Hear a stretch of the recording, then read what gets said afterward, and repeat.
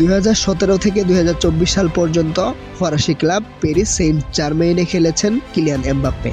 কিন্তু দীর্ঘ এই 7টি বছরে পিএসজির হয়ে কোনো আন্তর্জাতিক শিরোপা জিততে পারেননি ফরাসি তারকা। ফ্রান্সের জার্সিতে 2018 সালে রাশিয়া বিশ্বকাপ জয়ী এমবাপ্পের জন্য এমন পরিসংখ্যান নিঃসন্দেহে চরম হতাশার। তবে পিএসজি থেকে চলতি বছরের জুনে সব জল্পনা কল্পনার অবসান ঘটিয়ে স্বপ্নের ক্লাব রিয়াল মাদ্রিদে নতুন করে ঠিকানা গড়েন কিলিয়ান এমবাপ্পে। স্পেনের ক্লাবটিতে যোগ দিয়েই বাজিমাত করেন 26 বছর বয়সী এই ফরোয়ার্ড।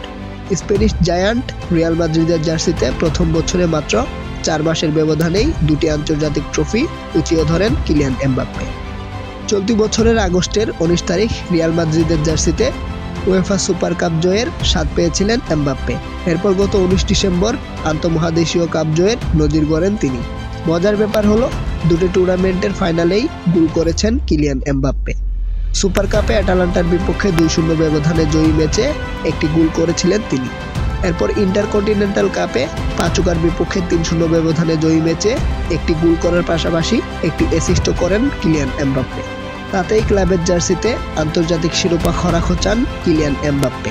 সেই সঙ্গে এটাও প্রমাণিত হয় যে রিয়াল মাদ্রিদ কেন বিশ্বসেরা ক্লাব। রিয়ালের জার্সিতে এই 2টি শিরোপা জয়ের সৌজন্যে নতুন একটি মাইল ফলকে স্পর্শ করেন কিলিয়ান এমবাপ্পে। ক্লাব ক্যারিয়ারে 20তম ট্রফি জয়ের অনন্য নজির গড়েছেন এমবাপ্পে। তবে রিয়াল মাদ্রিদের জার্সিতে এমবাপ্পের স্বপ্নটা আরও অনেক বড়। এবার ইউরোপ সেরার মুকুট পরতে চান তিনি, কেননা রিয়াল মাদ্রিদকে বলা হয় চ্যাম্পিয়ন্স লিগের রাজা। এই টুর্নামেন্টের বর্তমান চ্যাম্পিয়নও লস ব্লাঙ্কোসরা। সেক্ষেত্রে এমবাপ্পের জন্য তো মোটেও তেমন কঠিন কিছু নয়। এছাড়াও এখন এমবাপ্পের সামনে ব্যালন ডি'অর এবং ফিফার দ্য বেস্ট অ্যাওয়ার্ড জয়ের সুযোগ আসবে। ফরাসি তারকাও চাইবেন রিয়াল মাদ্রিদের হয়ে সম্ভাব্য সব ট্রফি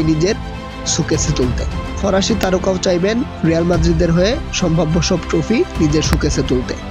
চলতি বছরে রিয়াল মাদ্রিদের আর কোনো খেলা নেই, তবে বছরের শেষ মুহূর্তে এসে জ্বলে উঠে নিজের যাত্রী নিয়েছেন এমবাপ্পে। রিয়ালের হয়ে শেষ 8 ম্যাচের 6টিতেই গোল করেছেন তিনি। লা লিগায় রিয়ালের হয়ে চলতি মৌসুমে সর্বোচ্চ গোলদাতাও এমবাপ্পে। 16 ম্যাচে তার নামের পাশে 10 গোল, 8 গোল করে তারপরে রয়েছেন দ্য বেস্ট অ্যাওয়ার্ড জয়ী রিয়ালের ব্রাজিলিয়ান তারকা ভিনিসিয়াস জুনিয়র। এমন পারফরম্যান্স উপহার দেওয়ার ফলে রিয়াল কোচ কার্লো আনচেলত্তিও প্রশংসায় ভাসিয়েছেন ফরাসি তারকাকে। এখন নতুন বছরেও এমন দুর্দান্ত পারফরম্যান্সের ধারাবাহিকতা ধরে রাখাটাই এমবাপ্পের জন্য বড় চ্যালেঞ্জ।